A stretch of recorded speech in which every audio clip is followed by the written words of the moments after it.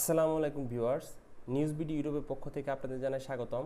তো এই চ্যানেলে আমি মূলত বিভিন্ন বড় বড় সংবাদপত্রের গুরুত্বপূর্ণ যে সংবাদগুলো সেগুলো ভিডিও আকারে শেয়ার করে থাকি। তো আজকে দৈনিক ইত্তেফাকে গুরুত্বপূর্ণ একটি সংবাদ প্রকাশিত হয়েছে, সেটি আমি আপনাদের পড়ে শোনাবো। বাংলাদেশের সামরিক পদক্ষেপ নিতে মোদির প্রতি আহ্বান কংগ্রেস বিধায়কের।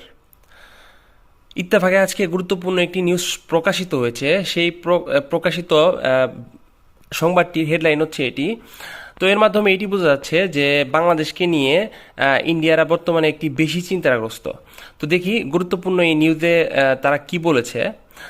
তো বাংলাদেশের উত্তাল রাজনৈতিক পরিস্থিতিতে হিন্দু সম্প্রদায়ের উপর নৃশংস হামলা হচ্ছে এমন আশঙ্কার কথা জানিয়ে ভারতের প্রধানমন্ত্রী নরেন্দ্র মোদীকে সামরিক পদক্ষেপ নেওয়ার আহ্বান জানিয়েছে দেশটির কর্ণাটক রাজ্যের কংগ্রেস বিধায়ক রিজওয়ান আরশাদ। আজ বুধবার দ্য ইকোনমিক টাইমসের এক প্রতিবেদনে এমনটাই জানানো হয়েছে। কংগ্রেসের বিধায়ক রিজওয়ান আরশাদ কর্ণাটকের শিবাজীনগরের প্রতিনিধিত্ব করছেন। মোদীকে দেওয়া এক চিঠিতে তিনি লিখেছেন, বাংলাদেশের চলমান রাজনৈতিক অস্থিরতা এবং সেখানে হিন্দুদের উপর নৃশংসতার কথা তুলে ধরে সামাজিক যোগাযোগ মাধ্যমে প্রচারিত বিভিন্ন প্রতিবেদন এবং ভিডিও দেখে গভীরভাবে ব্যথিত ভারতের একজন উদ্বিগ্ন নাগরিক হিসাবে আমি আজ আপনাকে লিখছি। ভারত ও বাংলাদেশের মধ্যে ঐতিহাসিক ও সাংস্কৃতিক সম্পর্কের পরিপ্রেক্ষিতে ওই প্রতিবেদনগুলো সত্য হলে তা মোকাবেলায় একটি সক্রিয় অবস্থান গ্রহণ করা অপরিহার্য বলেও চিঠিতে মত দেন আরশাদ। বাংলাদেশের হিন্দু সম্প্রদায়ের অধিকার ও মর্যাদা রক্ষার জন্য অবিলম্বে নতুন অন্তর্বর্তীকালীন সরকারের সঙ্গেও জড়িত হতে মোদীকে পরামর্শ দেন তিনি।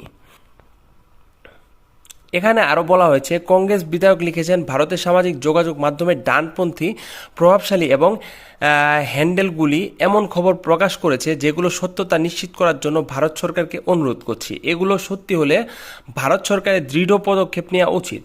ভারতের জনগণ সবসময় ন্যায় বিচার, শান্তি এবং মানবাধিকারের পক্ষে দাঁড়ায় দাবি করে মোদির উদ্দেশ্যে আরশাদ লিখেছেন, আমাদের প্রধানমন্ত্রী হিসাবে 1971 সালে ইন্দিরা গান্ধীর মতো সামরিক পদক্ষেপ নিতে আপনার দ্বিধা করা উচিত নয়।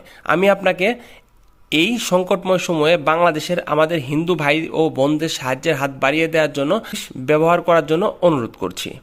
তো এই জায়গায় যদি ইন্ডিয়ারা কোনো পদক্ষেপ গ্রহণ করে তবে সেটা কিন্তু হিতে বিপরীত হয়ে পড়বে। তো আশা করি বর্তমান যে পরিস্থিতি এটা সামনে অনেক অনেক ভালো হয়ে যাবে এবং ইন্ডিয়ার সাথে বাংলাদেশের যে সম্পর্ক সেটাও আশা করি সামনে ভালো একটা পর্যায়ে চলে যাবে।